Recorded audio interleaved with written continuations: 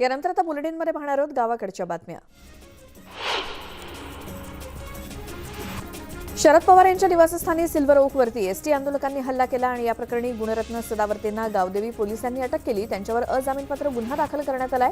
103 आंदोलकांना पोलिसांनी अटक केली आहे। या सगळ्यांना आज कोर्टामध्ये हजर केलं जाईल। या 23 महिला आंदोलकांना पोलीस आज अटक करणार आहेत। आरोपींची संख्या वाढण्याची शक्यता आहे। शरद पवार यांच्या घरावर झालेल्या हल्ल्याचा रुपाली चाकणकर यांनी निषेध केला। राज्याच्या राजकीय संस्कृतीला काळीमा फासणारी ही घटना होती। भाजपकडून एसटी कर्मचाऱ्यांना फूस लावण्याचं काम सुरू असल्याची प्रतिक्रिया त्यांनी दिली। सोलापुरात राष्ट्रवादी काँग्रेसनं सदावर्ते आणि भाजप यांचा पुतळा जाळण्याचा प्रयत्न केला। यावेळी राष्ट्रवादीचे कार्यकर्ते आणि पोलिसांमध्ये झटापट झाली। यावेळी राष्ट्रवादीच्या कार्यकर्त्यांना पोलिसांनी ताब्यात घेतलं। एसटी कामगारांनी शरद पवार यांच्या निवासस्थानी केलेल्या आक्रमक आंदोलनाचे पडसाद मालेगावात सुद्धा उमटलेत। राष्ट्रवादी काँग्रेसनं रस्त्यावर उतरून माजी आमदार आसिफ शेख यांच्या नेतृत्वाखाली धरणं आंदोलन करून निदर्शनं केली। संतप्त कार्यकर्त्यांनी घोषणाबाजी करून घटनेचा निषेध केला।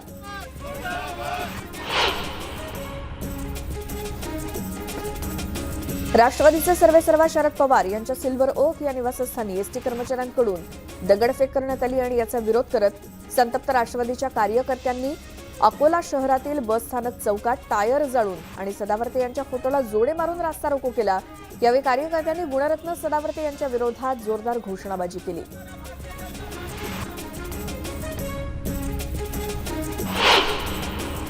राष्ट्रवादी काँग्रेसचे अध्यक्ष शरद पवार यांच्या घरावरती भ्याड हल्ला करण्यात आला आणि त्या घटनेच्या निषेधार्थ बुलडाण्यामध्ये राष्ट्रवादी काँग्रेसच्या पदाधिकारी आणि कार्यकर्त्यांनी स्थानिक जयस्तंभ चौकात रास्ता रोको आंदोलन केलं। यावेळी नुकत्याच सुरू झालेल्या एसटी रोखण्यात आली आणि हल्ल्याचा एसटी बस रोखत रास्ता रोको करत निषेध करण्यात आला। सिल्वर ओकवर झालेल्या एसटी कर्मचाऱ्यांच्या हल्ल्याचा जळगावात निषेध करण्यात आला। हल्लेखोरांवर गुन्हा दाखल करून त्यांची सखोल चौकशी करण्यात यावी अशी मागणी राष्ट्रवादी काँग्रेस पार्टीच्या पदाधिकाऱ्यांनी केली। राष्ट्रवादी काँग्रेस पक्षाचे अध्यक्ष शरद पवार यांच्या मुंबईतल्या सिल्वर ओक इथे झालेल्या आंदोलनाच्या पार्श्वभूमीवर बारामतीमधील गोविंदबाग इथल्या निवासस्थानी सुद्धा पोलीस बंदोबस्त वाढवण्यात आलाय।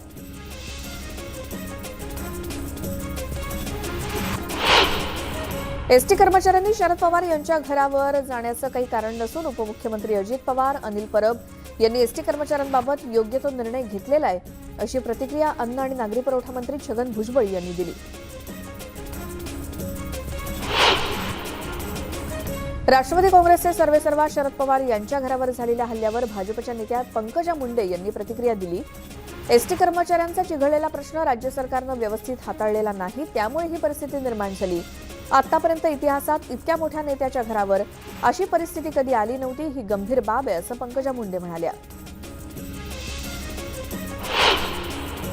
याच संदर्भात भाजपचे नेते अनिल बोंडे यांनी देखील प्रतिक्रिया दिली। शरद पवार यांनी जाहीर केलं पाहिजे, या राज्यात जेव्हा माझीच सुरक्षा नाही तर सर्वसामान्य जनतेचं काय, त्यामुळे त्यांनी राष्ट्रपती राजवट लावण्याची शिफारस करावी अशी मागणी अनिल बोंडेंनी केली।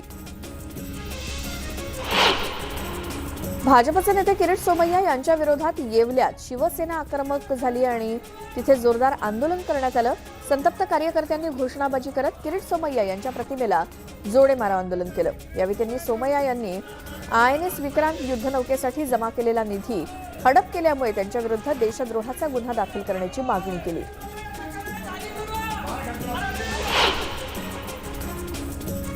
जळगाव जिल्ह्यातील जामनेर येथे शिवसेनेच्या कार्यकर्त्यांनी आंदोलन केलं। किरीट सोमय्यांवर देशद्रोहाचा गुन्हा दाखल करण्याची मागणी कार्यकर्त्यांनी केली।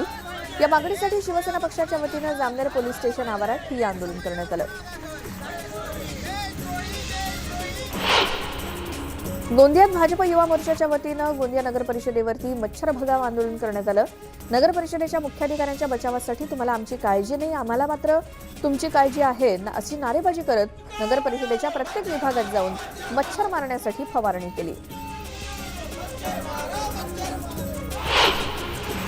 दौंडमध्ये किरीट सोमय्यांविरोधात शिवसैनिक आक्रमक झाले असून त्यांनी सोमय्यांच्या फोटोला जोडे मारत घोषणाबाजी केली। छत्रपती शिवाजी महाराज चौकात करण्यात आलेल्या या आंदोलनात सोमय्यांवरती देशद्रोहाचा गुन्हा दाखल करण्याची मागणी करण्यात आली।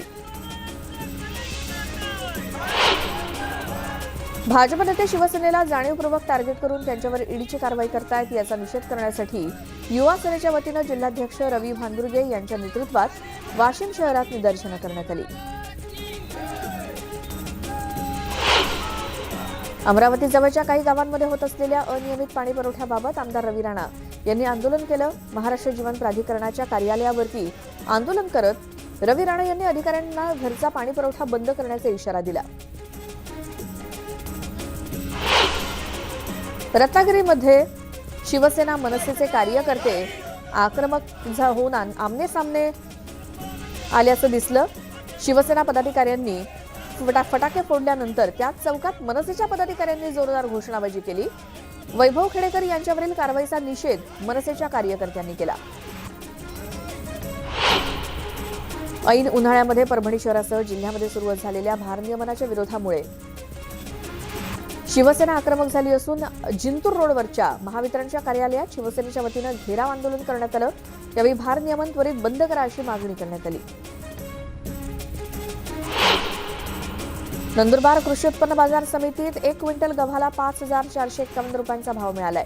आतापर्यंत गव्हाला क्विंटल मागे मिळालेला हा सर्वोच्च दर असल्याचं बाजार समितीनं म्हटलंय।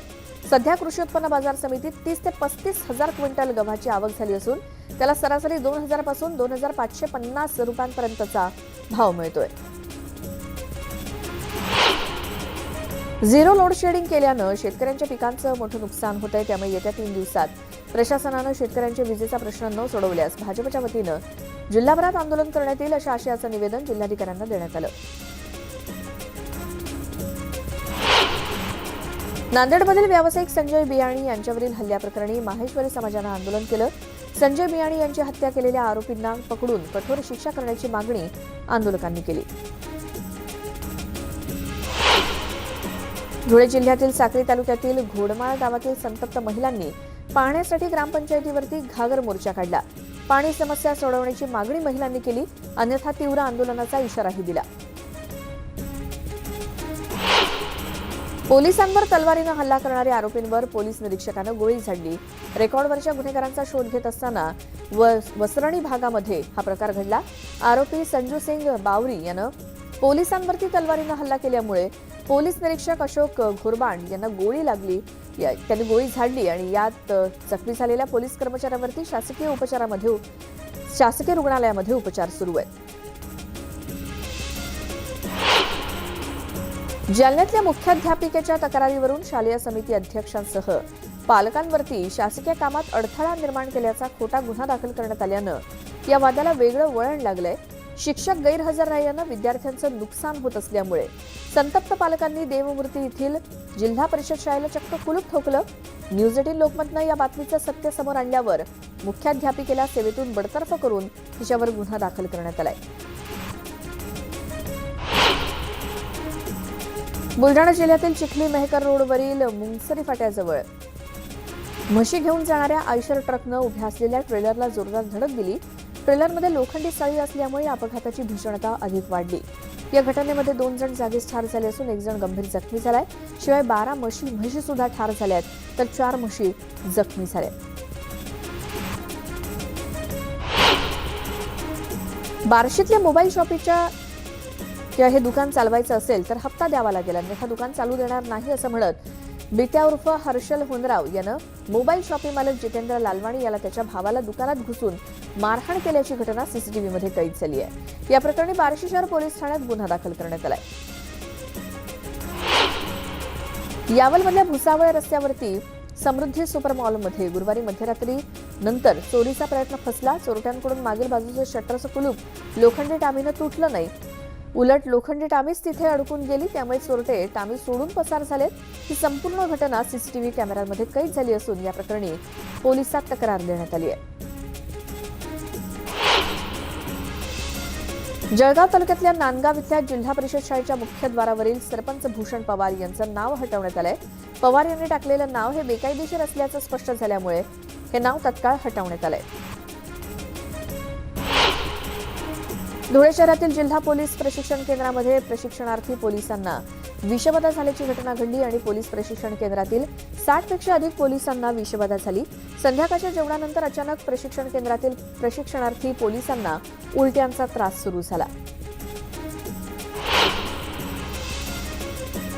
सातत्याने येणाऱ्या नैसर्गिक संकटांमुळे सांगली जिल्ह्यातल्या शेतकरी हतबल झालाय. महापूर, कोरोना, अतिवृष्टी आणि अवकाळी पाऊस या एकामागोमाग एक तडाख्यामुळे शेतकऱ्यांचं कंबरडं मोडलंय. सध्या सांगली जिल्ह्यामध्ये गेल्या 3 दिवसात अवकाळीसह गारपिटीमुळे शेतीचं प्रचंड नुकसान झालं. संत गाडगेबाबा अमरावती विद्यापीठात सलग 18 तास अभ्यासाचा उपक्रम राबवण्यात आला. 210 विद्यार्थ्यांनी यात सहभाग घेतला असून दुपारी 12 वाजल्यापासून ते सकाळी 6 वाजेपर्यंत अभ्यास करून डॉ. बाबासाहेब आंबेडकरांची जयंती साजरी केली जाणार आहे. देहू रोडच्या विकासनगरमध्ये आगीचं थैमान पाहायला मिळालं. एका फळ विक्रेत्याच्या दुकानाला लागलेल्या आगीत दुकान जळून खाक झालं. इतरही काही दुकानांना या आगीच्या झळा बसल्यानं दुकानांचं आर्थिक नुकसान झालंय.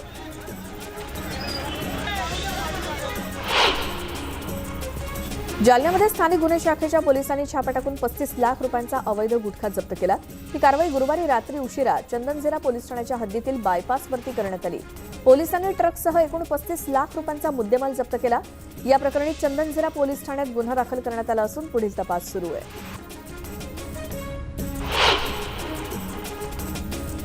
सांगली जिल्ह्यातील खानापूर भागात जोरदार अवकाळी पावसानं हजेरी लावली. यावेळी सोसाट्याच्या वाऱ्यासह गारपीट झाली तर लेंगरे गावातील यात्रेमध्ये पाणी शिरल्यानं छोट्या व्यापाऱ्यांचं मोठं नुकसान झालंय.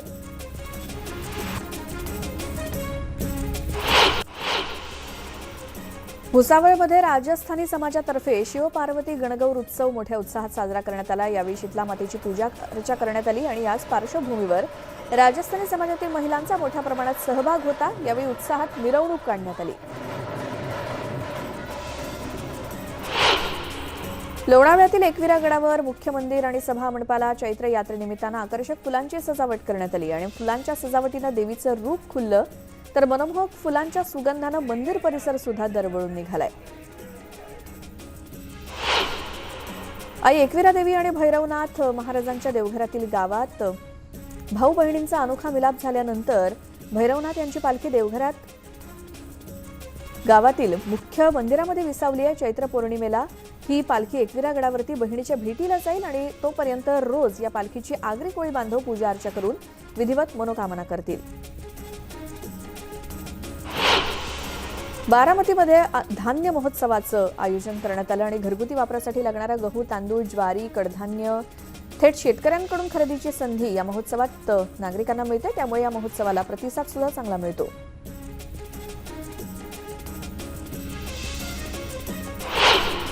मनमाडमध्ये पाण्याच्या शोधात विहिरीत पडलेल्या एका रानमांजराला जीवदान देण्यात आलं. वनविभागाच्या कर्मचाऱ्यांनी अक्षरशः जीव धोक्यात घालून या रानमांजराला विहिरीतून बाहेर काढलं. त्यानंतर लगेचच या रानमांजरानं धूम ठोकली.